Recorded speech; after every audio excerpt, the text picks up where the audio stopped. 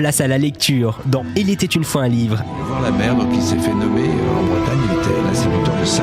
Avec Nathalie Ramage sur Fréquence 8. Bienvenue sur Fréquence 8. Donc cette semaine avec notre invité à l'honneur Claude Olivier qui est venu parler autour de son livre qui s'appelle Dolorès, édité chez les Presses du Midi. Bonjour Claude Olivier. Bonjour. Bon, on va quand même rentrer dans le vif du sujet. Jusqu'à présent, on avait présenté un petit peu la genèse de ce récit, la vie d'Antonia, parce que même si votre livre s'intitule Dolorès, son destin est très étroitement lié à celui de sa mère. Quand on lit votre récit, l'une ne va pas sans l'autre. Et donc, voilà. Alors, hier, on s'est quittés. Donc, Antonia, la maman, a 3 filles. Pendant que son mari est en Allemagne, puisqu'il a dû quitter l'Espagne, puisqu'il n'y avait plus de travail dans les mines. Oui. Et donc, quand arrive l'accident? Voilà. Alors, c'est tout à fait ça. Donc, on resitue. Mariage d'Antonia, la maman, avec Primitivo, en 1956. Les parents, alors Antonia et Primitivo, se marient en 1956, et en 1959, naît Dolorès. En deuxième position. En deuxième position, derrière l'aîné qui est Piedad. Et alors... et il y a un bébé. Et puis il y a un bébé qui arrive, encore derrière. Donc, il y a des enfants qui se succèdent très rapidement. Donc, on est en 1959, naissance de Dolorès, dans des conditions pas très faciles, dans la mesure où le père est obligé de partir. Et Dolorès a 2 ans et demi, 3 ans. Quelques années plus tard, donc en 1961. Et puis, elle va chez sa grand-mère, qui avait sa maison juste à côté. Elle va donc chez la grand-mère, donc la mère d'Antonia, la mère d'Antonia, et pendant qu'Antonia va faire travailler dans son jardin, etc. Et d'un seul coup, Antonia entend des cris, des hurlements, et donc se précipite chez sa mère, où elle avait laissé l'enfant en garde, et là... c'est le drame, c'est la tragédie. C'est-à-dire que cet enfant de 2 ans et demi, 3 ans a avalé de la soude caustique, ce qu'on appelle aussi l'eau des olives, enfin bon, la soude caustique. Qui était très utilisée à l'époque, et notamment pour nettoyer le carrelage de la maison. Et la grand-mère mettait toujours la casserole en hauteur pour justement que les enfants n'y touchent pas. Et là, elle a eu le dos tourné, la casserole n'était pas en hauteur, et l'enfant, Dolorès, 2 ans et demi, 3 ans, absorbe de ce produit extrêmement dangereux, d'où les hurlements, etc. Et c'est la catastrophe. Et donc là... Premier réflexe d'Antonia, de la maman, c'est de partir tout de suite à la mine, d'essayer de trouver le médecin de la mine pour lui dire voilà, mon enfant a avalé de la soude caustique, l'enfant est en hurlement, etc., brûlure de la bouche. Et le médecin dit je ne peux pas faire grand-chose. Il mobilise la voiture du patron de la mine et il l'emmène à l'hôpital de Puerto Lledo, qui est plus un dispensaire qu'un hôpital avec le médecin. Le médecin la prend chez... lui dit, écoutez, on va voir ce qu'on peut faire, etc. Et va garder l'enfant, et puis va reconnaître son impuissance et son incapacité à pouvoir la guérir, d'autant qu'il ne savait pas la gravité du mal. C'est-à-dire, est-ce qu'elle avait simplement trempé ses lèvres, ou est-ce qu'elle en avait avalé ou pas bon. Et donc... il garde l'enfant et au bout d'un moment dit à la maman 1 ou 2 jours, elle lui dit non, moi je peux pas faire grand chose, il faut en savoir plus, il faut qu'elle rencontre qu'elle aille dans un service spécialisé, faire des radios, qu'on sache exactement de quoi il s'agit, etc. Et elle va aller dans un autre hôpital, et là, même problème, il garde l'enfant, elle n'a pas de nouvelles, elle ne sait pas ce qu'on fait de l'enfant, toujours ce petit bout de chou de 2 ans et demi, 3 ans. Au bout de 2 ou 3 jours, on lui rend l'enfant, qu'elle ramène chez elle. Et là, l'enfant n'arrive pas à avaler, elle renvoie tout, et elle se dit, mais mon enfant, ma fille est en train de mourir. Et c'est là qu'Antonia dit, je n'ai plus qu'une solution, je monte à Madrid. Alors imaginez cette femme qui décide de monter comme ça à Madrid avec sa fille de 2 ans et demi, 3 ans, pour dire, parce que d'autres amis, d'autres personnes, et notamment dans la salle d'attente, de Puerto Llano, on lui avait dit faut aller à Madrid, il n'y a que là qu'on pourra soigner votre fille et la sauver. Et donc elle prend le train et elle va à Madrid. Et là, on est en 1961. Et on est en 1961. Et là, elle va aller dans le premier hôpital qui va prendre l'enfant en charge. Et qui va lui dire, écoutez, on va faire ce qu'on peut, on va essayer de l'opérer, on va voir, et commence à se mettre en place un protocole pour essayer de la sauver. Et entre-temps, elle apprend que l'œsophage a été complètement transpercé et coupé. C'est-à-dire que toute la circulation digestive est complètement interrompue, et cet enfant ne peut plus rien manger, ne peut plus rien avaler, bref, il est ne peut plus boire non plus. Ne peut plus boire, je passe sur les détails médicaux et chirurgicaux que je raconte dans le livre. J'essaye de vulgariser ça, parce que c'est assez compliqué. Ah non, mais c'est pas qu'un essai, vous avez réussi. Et donc, elle se dit, bon, ils vont peut-être faire quelque chose, ils vont l'opérer, ils vont me la guérir. Et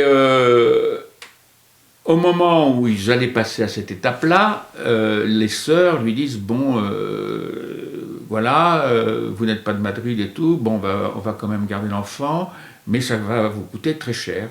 Et je me souviens plus de la somme, en fait, elle était dans l'incapacité, évidemment, de payer le coût de l'opération et de l'hospitalisation, et parce que c'était un hôpital privé, et on lui dit, non, il faut d'abord payer, quoi.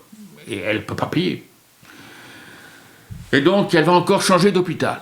Elle laisse cet hôpital privé parce qu'elle ne peut pas payer. Elle va à un deuxième hôpital, un hôpital public d'ailleurs, où exerçait le gendre de Franco, qui a fait d'ailleurs, je crois, la première transplantation cardiaque d'Espagne, qui était un grand ponte médical. Et lui exerçait dans cet hôpital-là. Et donc, elle va dans cet hôpital et elle a la chance, si je puis dire, de pouvoir... Parce qu'on lui demande une adresse aussi. On lui dit, mais vous êtes d'où? Vous n'êtes pas tout juste si elle pouvait avoir le droit à aller dans cet hôpital, parce qu'elle n'habitait pas à Madrid. Et c'est là qu'une sœur lui dit, mais on ne peut pas vous prendre parce que vous n'êtes pas d'ici. Alors que c'est très étonnant. Enfin, Madrid, c'est la capitale, elle est espagnole, oui. Et on peut pas la soigner parce qu'elle n'est pas de Madrid, quoi. Voilà. Et on est en 1961. Donc, on lui fait comprendre qu'on ne peut pas la garder. Il faut qu'elle soit domiciliée. Et c'est là qu'elle a le génie de penser à son ancienne patronne, dont je vous ai parlé dans une précédente émission, qui est pharmacienne, qui est veuve d'ailleurs, qui avait perdu son mari, qui était reparti à vivre à Madrid parce que son mari était décédé. Et donc, elle va rejoindre cette femme, elle donne l'adresse de cette femme, elle s'arrange, je raconte aussi comment elle l'adresse, et elle contacte cette femme. Et cette femme se précipite à l'hôpital, vient aider Antonia et dit à la sœur, écoutez, c'est pas très bien, je vais vous faire mentir, mais on va considérer que Antonia travaille chez moi, je l'ai pris chez moi à mon service, etc. Son enfant est né là, et donc je vous demande en quelque sorte valider cette domiciliation. Et c'est comme ça qu'elle peut rester dans l'hôpital et que l'enfant va être pris en charge par le chirurgien, dont je parlais tout à l'heure, qui lui va aussi commencer à déclencher le protocole pour passer à l'opération. Alors ça dure plusieurs semaines, elle vit plusieurs semaines à Madrid, voire plusieurs mois, et parce que c'est long, parce qu'il faut que l'enfant se rétablisse, parce qu'il y a tout un protocole médical pour pouvoir l'alimenter, non plus par les voies digestives, mais par directement des perfusions. Et donc l'opération va être décidée, et elle apprend qu'un enfant qui était passé la veille ou l'avant-veille, avant le jour prévu pour Dolores, est resté sur la table d'opération et est mort en cours d'opération. Alors bien sûr, elle était au courant des dangers de l'opération. Mais quand elle a entendu ça, elle s'est dit, c'est pas possible, je ne peux pas laisser ma Dolores comme ça, l'enfant est mort et aujourd'hui ça va être Dolores. Et donc elle va faire, c'était absolument incroyable, elle va s'arranger pour arracher son enfant de l'hôpital, elle va organiser une fuite avec son enfant, et elle va partir de l'hôpital en disant, non, je refuse que vous puissiez opérer mon... Elle ne le dit pas, elle s'en va, tout simplement, elle s'évade, si je puis dire. Parce qu'elle dormait dans la chambre et gardait son enfant, etc. Oui, parce que depuis le début, elle ne quitte pas sa petite fille, quoi. Ah non, non. Alors qu'elle a quand même un autre enfant qui a 2 ans de plus, elle a un bébé de 8 mois qu'elle allaite. Mais quelle vie pendant toutes ces semaines, ça a été une vie... Oui. Mais qu'elle a fait venir à Madrid d'ailleurs, qu'ils les ont rejoints, les 2 enfants l'ont rejoint à Madrid et tout. Mais cependant, si vous voulez, elle se dit, il faut que je parte, il faut surtout... Bon. Et sans rien dire, elle organise une évasion. C'est véritablement une évasion. Elle s'évade de cet hôpital-là. C'était un pari très risqué quand même. Hein. Absolument, totalement risqué. Parce que cette petite qui était nourrie que par perfusion, c'est même pas par perfusion, c'était directement dans l'estomac, il y avait un tuyau qui était branché dans l'estomac, et elle passait de la bouillie dans le tuyau, elle mettait de la bouillie dans le tuyau qui allait rejoindre l'estomac, et elle le nourrissait comme ça. C'était épouvantable. C'était épouvantable. Donc il n'y avait que cette solution-là. Et elle se retrouve comme ça, obligée de partir, de s'évader. Et elle rentre à Porto Llano. Elle dit, tant pis, je ne veux pas que toujours dans les mêmes conditions, en train de nourrir dans le train, on raconte son retour dans le train, avec ses tuyaux, comment elle donne à manger à son enfant, etc. Des gens, heureusement, qui l'entourent, mais cependant, elle se retrouve. Et là, elle revient à Porto Llano, et évidemment, 3 jours après, l'enfant dépérit, et elle voit que son enfant va disparaître dans quelques jours ou dans quelques semaines, et qu'elle est en train de mourir.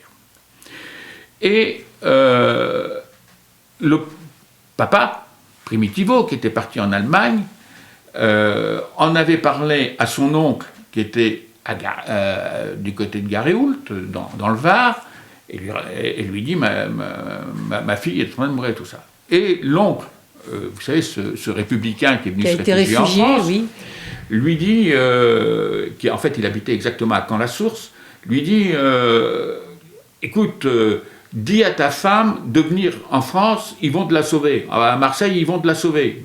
Qu'elle vienne, qu'elle reste pas là-bas, qu'elle nous rejoigne tout de suite. Et c'est comme ça qu'en 3 ou 4 jours, elle prend la décision, avec toujours ses enfants, ses 2 autres enfants, de partir sur Marseille. Et elle là, va... c'est un vrai périple, en fait. Un vrai périple, avec des valises partout, les 2 enfants. Heureusement, les gens m'aidaient dans le train et tout ça. Bon. Parce qu'on imagine quand même un bébé de 8 mois, cette petite fille de 2 ans et demi qu'elle nourrit à l'aide d'un tuyau et d'une bouillie, une grande fille, mais qui n'a quand même que 5 ans. Oui. Et les valises, enfin, c'est inimaginable. C'est un courage... Ah ouais, absolument incroyable. Et l'aventure, elle est partie. On pourrait même penser au départ que c'est de l'inconscience, quoi. Oui. Comment est-ce que cette femme a pu...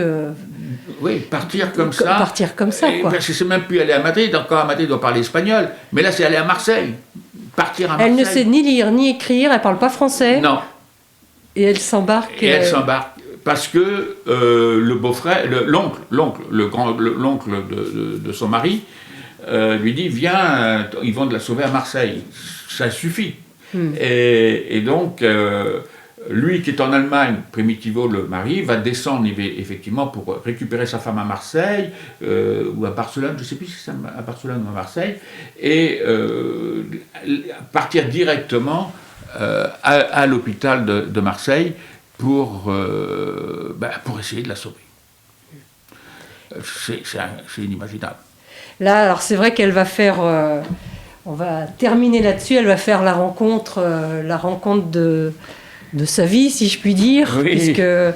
Alors, dans votre livre, à la fin du livre, vous avez mis des photos de toute la famille.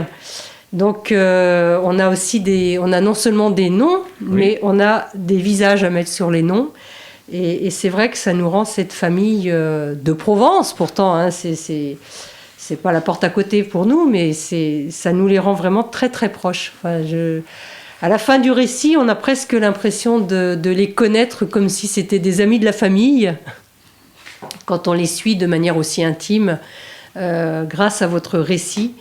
Je rappelle quand même que quand vous parliez des détails, effectivement, vous nous racontez les détails un petit peu médicaux sur ce qui est arrivé à la petite Dolores, mais c'est vrai que c'est très accessible. Vous réussissez à simplifier, enfin ce n'est pas simpliste, mais c'est vraiment à mettre à la portée du grand public un domaine médical qui est quand même un peu ardu. Et ça, je trouve que c'est vraiment bien pour le lecteur, quoi. Merci, tant mieux. Merci. Donc on va se retrouver demain justement pour la suite de cette aventure, hein. C'est vrai que là on en reste vraiment aux grandes lignes, hein. Tous les détails sont dans votre livre. Et on retrouvera Dolores et sa maman Antonia à Marseille demain, et avec cette rencontre qui va être incontournable dans leur vie. À demain. Claude Olivier, Dolores. Antonia pensait que ce serait une question de 3 ou 4 jours maximum. Mais le rétablissement de Dolores s'avère beaucoup plus long. Si la bouche cicatrise normalement, l'état général, lui, demeure préoccupant. La petite n'a pas faim. Elle avale difficilement le lait qui constitue sa seule nourriture. D'autres signes sont inquiétants. La fièvre ne baisse pas, le cœur bat vite et la respiration est haletante. Quand Antonia interroge le médecin et les infirmières, les réponses sont vagues et embarrassées. Chaque jour, elle se tient aux côtés de son enfant. Assise sur une chaise du matin au soir, elle raconte des histoires, assiste le personnel pour lui donner à manger ou faire sa toilette. À la maison, la mère de famille s'est organisée. Mais un ennui ne se produit jamais seul. Primitivo doit partir loin. Il n'a pas le choix. La mine ferme pour laisser la place à la pétrochimie. 300 salariés émigrent en Allemagne, qui fait appel à la main-d'œuvre espagnole qu'elle paie beaucoup mieux que la compagnie Penaroya. Primitivo a saisi l'offre. Pour Antonia, ce projet tombe très mal. Elle doit désormais se débrouiller seule. Quand elle se trouve à l'hôpital, elle confie à sa mère la garde des 2 autres petites, Piedad, 5 ans, et Antonia, 3 mois. La principale difficulté pour Antonia est d'allaiter le bébé tout en veillant Dolores. Pour lui donner le sein, elle parcourt au pas de course des allers-retours quotidiens de plus de 8 kilomètres. Au bout de 2 semaines, les médecins ne se prononcent toujours pas et parlent d'état stationnaire. Antonia, elle, a de plus en plus de doutes sur la pertinence des traitements. D'ailleurs, il n'en existe pas, seulement la surveillance et une alimentation par des voies dérivées. Ne constatant aucune amélioration, la mère s'informe autour d'elle. principalement auprès des malades ou d'anciens malades, sur les compétences du personnel médical de Puertoliano.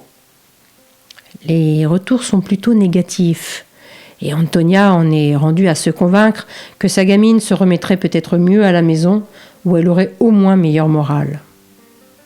Durant son séjour, la maman de la petite blessée a longuement observé les interventions des infirmières. Elle se sent tout aussi capable d'adapter progressivement la nourriture de sa fille, puisque les soins semblent désormais ne se limiter qu'à ça. Elle s'arme de courage et se décide un matin à faire valoir ses droits en tant que mère. Elle se confrontera au docteur s'il le faut. « Que faites-vous, madame ?» lui demande l'infirmière. « Vous voyez bien, j'habille ma fille. »« Mais pourquoi ?»« Je l'emmène. »« Mais vous êtes folle ! Elle n'a plus rien à faire ici. Je saurai lui donner son lait aussi bien que vous. C'est d'ailleurs ce que je fais tous les jours à votre place. Attendez, ne bougez pas, je vais chercher le médecin. » Toujours aussi froid et distant, l'interne l'interpelle. « Je vous l'interdis. Je suis sa mère. Mais ici, c'est moi qui décide. Appelez la police si vous voulez. Vous ne m'empêcherez pas de reprendre ma fille. » Le médecin comprend qu'il ne ramènera pas cette femme à la raison. Il hausse les épaules et part en frappant la porte. « Ne t'inquiète pas, ma chérie. On part à la maison. » Place à la lecture dans Il était une fois un livre. Voir la mère, donc il s'est fait nommer en Bretagne, il était l'instituteur de Sarre. Avec Nathalie Ramage sur Fréquence 8.